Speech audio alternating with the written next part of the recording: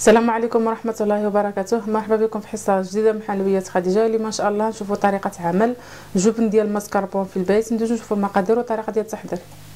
نحتاجو 500 ملل ديال القشده اللي كنستعملوها في الحلويات، ونحتاجو معلقه كبيره ديال العصير الحامض. عملت هنا القشده طريه على النار وخليتها حتى سخنت مزيان وبدات كتغلى من الجناب هكا. غنزيد دابا معلقه كبيره ديال الحامض،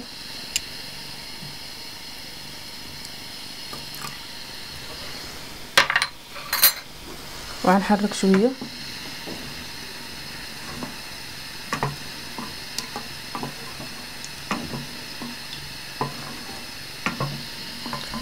غنخليها واحد 5 دقائق ونطفي عليها النار. بعد ما كدوز 5 ديال الدقائق كنطفي النار على القشده، وكما كتشوفوا الكثافه ديالها تبدلت، بدات كتحول لنا الجبن. غنخويوها دابا في هاد الاناء.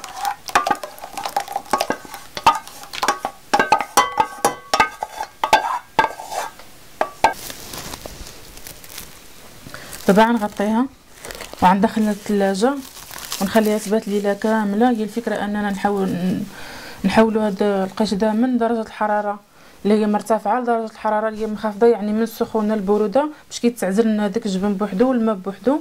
غنخليوها تبات ليله كامله في الثلاجه. بعد ما كدوز ليله كامله على هاد الجبن في الثلاجه، دابا خصنا نصفيوه.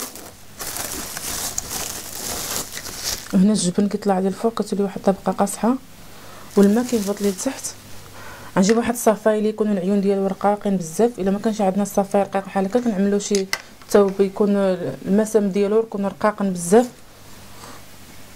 غنبداو نعجلوا الجبن كما شفتوا تجمع، نديروه في هذا الصفاي غير باش يقطر من ديك الماء مزيان.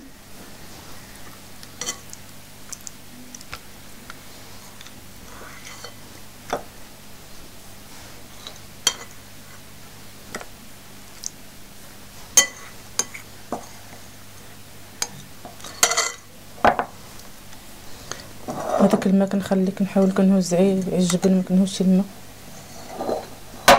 وكنديرو في الصفاي ونخليه يقطر مزيان من الماء. دابا كنخليوه يتصفى. نتوما شفتوا من دابا بدا كيطلق الماء، ها هو. كنخليوه يقطر الوقت الكافي اللي يقطر منه داك الماء، ونشوفوا ان الجبن تماسك ونشف من الماء. نغطيوه ونخليوه.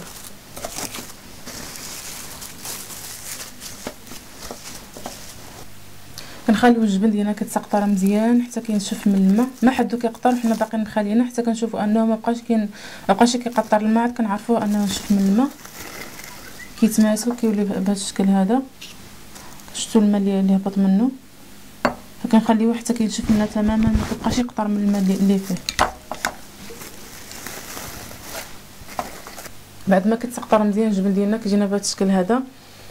كنخليوه حتى كينشف مزيان، وبهذه الطريقه كتبقى معنا رخص من اللي كنشريوه على برا. ما كيتعداش الثمن ديالو، هذا اللي كنعدلوه في الدار ما كيتعداش الثمن ديالو 15 درهم، وكيجينا المذاق ديالو حسن بكثير من هذاك اللي كنشريوه على برا. بما ان هذا الجبن حلو فهو كيدخل في التحضير ديال الكثير من الحلويات واشهرها هي التيراميسو. نتمنى ان شاء الله تعجبكم مع الطريقه وتجربوها. نوريكم على القوام ديالو كيفاش كيجي. هو كيجي ناشف بالطريقه هذه.